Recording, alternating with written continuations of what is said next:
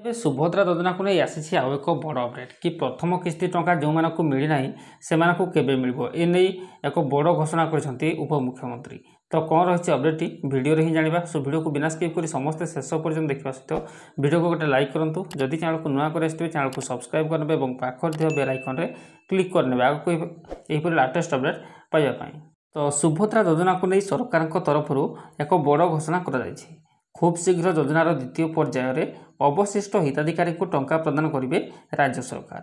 ତେବେ ପ୍ରଥମ ପର୍ଯ୍ୟାୟରେ ସୁଭଦ୍ରା ଟଙ୍କା ପାଇନଥିବା ମହିଳାଙ୍କ ଆକାଉଣ୍ଟକୁ ଦ୍ୱିତୀୟ ପର୍ଯ୍ୟାୟରେ ପଠାଯିବ ସୁଭଦ୍ରା ଯୋଜନାର 5,000 ଟଙ୍କା। ପ୍ରଥମ ପର୍ଯ୍ୟାୟରେ 25,11 ଜଣ ସୁଭଦ୍ରା ଯୋଜନାରେ ସାମିଲ ହୋଇଥିବା ବେଳେ ଦ୍ୱିତୀୟ ପର୍ଯ୍ୟାୟରେ 47 ଲକ୍ଷ ମହିଳା ହିତାଧିକାରୀଙ୍କ ଆକାଉଣ୍ଟକୁ ଏହି ଟଙ୍କା ପଠାଇବେ ରାଜ୍ୟ ସରକାର। ତେବେ ବର୍ତ୍ତମାନ ସୁଦ୍ଧା 95 ଲକ୍ଷ ମହିଳା ହିତାଧିକାରୀ ସୁଭଦ୍ରା ଯୋଜନାରେ ଆବେଦନ କରିଛନ୍ତି। ତ ଏଥିପାଇଁ ଖୁବ୍ ଶୀଘ୍ର ତାରିଖ ମଧ୍ୟ ଘୋଷଣା କରିପାରନ୍ତି ସରକାର। ଏନେଇ ଉପମୁଖ୍ୟମନ୍ତ୍ରୀ ପ୍ରଭାତୀ ପରିଡ଼ା ସୂଚନା ଦେଇଛନ୍ତି। ତେବେ କେଉଁଦିନ ମହିଳାମାନଙ୍କୁ ଏହି ଟଙ୍କା ପ୍ରଦାନ କରାଯିବ ସେ ନେଇ ଖୁବ୍ ଶୀଘ୍ର ତାରିଖ ଘୋଷଣା ହୋଇପାରେ।